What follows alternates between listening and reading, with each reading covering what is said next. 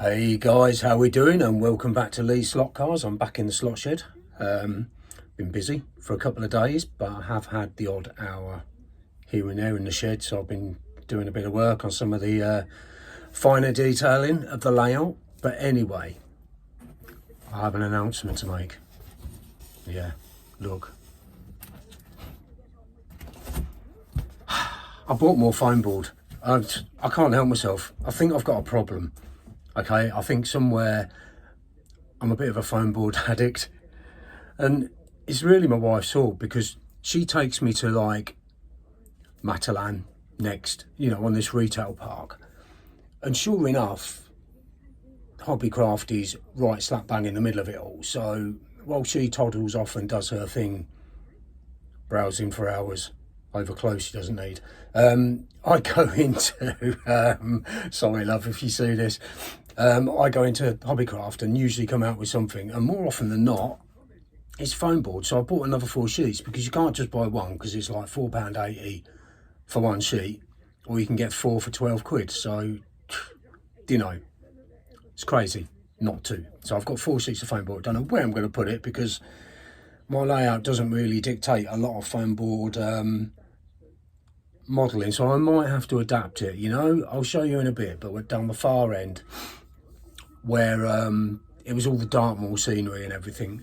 I might have to encroach into that a little bit, because I love working with this stuff. You may never have guessed, but somewhere out there will be a foam board anonymous where I can go to and get some sort of counselling and try and wean myself off the stuff, because I do have a problem. Anyway, what am I going to do today? I'm going to show you what I've been doing. I posted a couple of photos here and then of what I've been doing, but I'm going to show you what I've done up to now. I shall tell you what I plan to do, and I will also share a dilemma that I have, because I can't really get my head out around the best way of doing this. So I'm going to ask your advice. Hang on, your advice. Which side's the camera? That side. Your advice. So yeah, there's going to be a bit of that. Also, I want to have a chat about a car. It's nothing special, but it's special to me. I want to show you it, and I want to tell you why. So here we go. Okay, here she is. Actually, when I said it's nothing special, I didn't mean that, because it is special. It's a beautiful car. It's obviously a Chevrolet Camaro.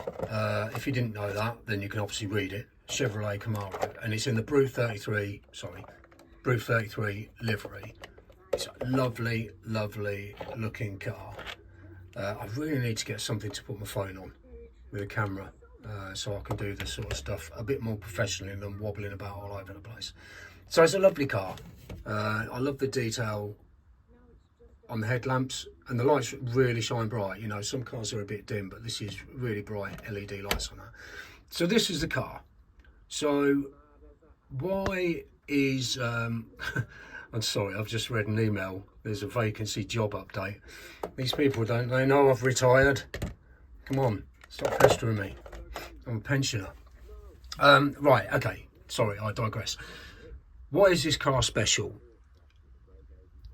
Because most of the time now, when we buy a car, it will be either off Scalextric website or through Pendle, or and there's loads of online retailers about, Jadlam and eBay. I spend hours trawling through eBay looking for sort of bargains and things like that. Most of it is online. This car was particularly special because it's one I actually walked into the shop and browsed their cars, picked it up physically, looked at it, and paid cash for it. Now, those days of shopping are sadly over, but there's nothing better than and actually the toy shop is, Pete, you might know this because you're in that neck of the woods, Pete Brown.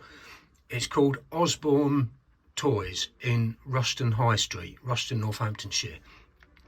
And this shop has been, I think it's about 80 years old. It's been running a long time, and the old lady that started the shop with her husband is still actually there. Her son tends to deal with the day-to-day, but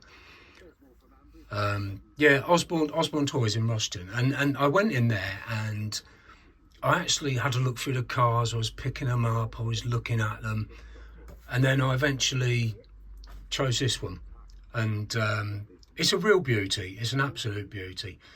But really, I wanted to open it up and see what you think. You know, do you find that special, actually going to a shop and paying for it, and cash as well? I pay cash, and that's something, I mean, I very rarely have cash on me now, so this was a few years back. But really, you know, what are your thoughts on that? And you know, it's all online now, and you can't see it, you can't always see the quality. Just food for thought. So this car, I don't actually run it that often. I'm going to run a few laps with that later. It's got a digital chip in it, so I'm going to switch over to digital because I tend to run analog on here. Yeah, I'm going to run some laps with that and get a little bit nostalgic about the old toy shops and yeah, the old days. So that's enough of that. What I'm going to do now is show you what I've done on the layout and what I plan to do. So this is a section I've been working on. The garages are there. I've started some of the detail but not finished it. There's more to do on there. The roof section, which is removable, obviously has the corporate boxes in, which will also get detailed at some point. This bit here, I'll come back to that. And then I think I've done a piece on the race centre. Okay, race control centre. Now, all these have got LED lights in them. Going through it, you can probably see, yeah, there's one there, there's one there, there's one there. I think there's three in there if I remember rightly, and they're all rigged up to this wire in here. So they're all joined. I mean, they're very crudely joined. Granted, I haven't used a soldering iron. And then this section here is the bar, and I've put pool table in and TV and posters on the wall, giving it a bit of wood panelling round here. And the bar, I've got some work to do on the bar. I've got some optics that are going to go up on the wall, some beer pumps I need to make out of something. Haven't quite worked out why, but I've been reliably informed I've got to have some Stella in there somewhere, so there'll be some Stella. I need some more wood panelling actually to do today just to fit over there. So that's a bit that I'm working on. You're supposed to be behind the bar still chatting and get on with the work. Oh, beauty. There you go. And I'm Walter White with a cup of coffee. We've got a drinks fridge and a coffee machine there on the shelf. So, you know, that's work in progress, all that. Now, the problem I've got is obviously this needs to connect to, I've got a variable powered adapter, which works perfectly well with this. And join the wires up and away it goes. It works fine. But I want to take the roof off and be able to move it out the way. So it means somehow I've got to make it detachable. Now, I bought some of these clips off Amazon. They're just rocker switches, really straightforward, nothing complicated. They were dirt cheap. There was, I think, £2.75 for 12 of them. So I've glued that in there, but I've had a bit of a change of heart, because originally I was going to put this going across here like so, with the wire from the top section running across, and then drilling a hole into the base, feeding the wire from the power supply up to it, and then I can connect it and disconnect it as I take the roof off. But I've had enough thought how I might do that by using some, I've got some metal tubing, thin metal tubing with a bracket so it comes round. So I might have a metal pipe going up and across. I haven't worked it out yet, but if you can think of a better way of doing it, you know, give me a shout and let me know. So I'm going to be working on that. Also, some of the detail for the bar. Okay, so here's the optics. I'm going to get those cut out nicely and put on the wall.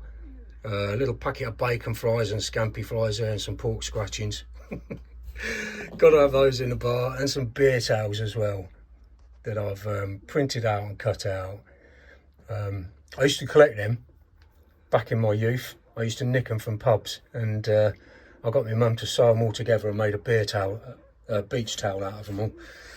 But anyway, that's my misspent youth, so I won't go into that too more, because I could incriminate myself, and we don't want to be doing that.